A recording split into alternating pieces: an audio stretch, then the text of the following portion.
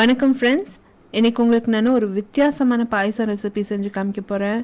இது வந்து அங்கூரி ரபடி. இது ஒரு வித்தியாசமான ரெசிபி, ரொம்ப ஈஸியாக செய்யலாம். இதுக்கு தேவையான பொருட்கள் அந்த செய்முறை பார்த்துக்கலாம். இந்த அங்கூரி ரசகுல்லா வந்து நம்ம கடையில் வந்து கிடைக்கிறதுங்க, ரெடிமேடாக கிடைக்கிறது. ஸோ நீங்கள் அதை பார்த்து வாங்கிட்டு வாங்க. குட்டி குட்டியான ரசகுல்லாஸ் இது. ஒரு 250 கிராம்ஸ் எடுத்திருக்கேன். 500 ml வந்து பால் எடுத்திருக்கேன். full fat milk, condensed milk half a tin use பண்ண போகிறேன். chopped nuts, almonds, pista, melon seeds, cashew nuts.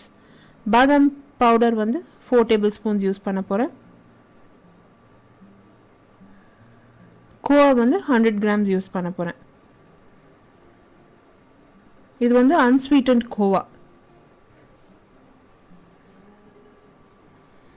பாலை வந்து நல்லா காய வச்சிட்டாங்க. அதில் வந்து கண்டென்ஸ்ட் மில்க் சேர்த்து நல்லா வந்து மிக்ஸ் பண்ண போகிறேன். கண்டென்ஸ்ட் மில்க் நீங்கள் சேர்த்ததும் நல்லா விஸ்க் பண்ணணும், இல்லைன்னா அடி பிடிக்கிறதுக்கு சான்சஸ் இருக்குது. அந்த பால் வந்து தீஞ்சிடுச்சுன்னா அப்புறமா உங்கள் டெசர்ட்டே வந்து பழடும். ஸோ ஆன மட்டுக்கும் பார்த்து க்ளீனாக விஸ்க் பண்ணிகிட்டே இருங்க. இப்போ அந்த பாலில் வந்து நான் கோவா கூட சேர்த்துருக்கேன். இப்போது இந்த கோவா சேர்த்த பிற்பாடு நல்லா நம்ம வந்து மிக்ஸ் பண்ணிகிட்டே இருக்கணும். கோவா வந்து நல்லா மெல்ட் ஆகி அந்த பாலில் மிக்ஸ் ஆகிடணும். நம்ம பாசுந்தி ரெசிபி கூட இதே மாதிரி தான் செஞ்சோம், ப்ரீவியஸ் ரெசிபி. ரொம்பவே ஈஸியாக நம்ம இந்த ரெசிபி செய்யலாங்க. நம்ம பாசுந்தி அளவுக்கு நம்ம இந்த பால் காசி ரெடியூஸ் பண்ணணும்னு இல்லை.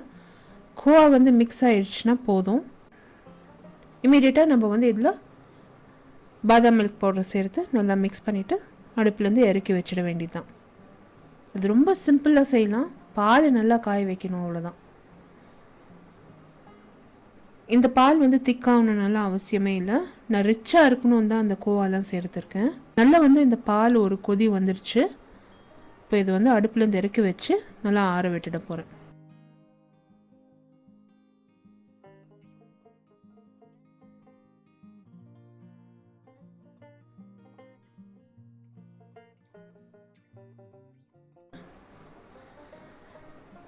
நல்லா அந்த பால் ஆறின பிற்பாடு அந்த ரசகுல்லாவில் இருக்கிற அத்தனை சக்கரை தண்ணியும் வடிகட்டிட்டு நல்லா புழிஞ்சு அந்த பாலில் சேர்த்து சில் பண்ணிவிட்டு இது நம்ம சர்வ் பண்ணிட வேண்டியது தான்.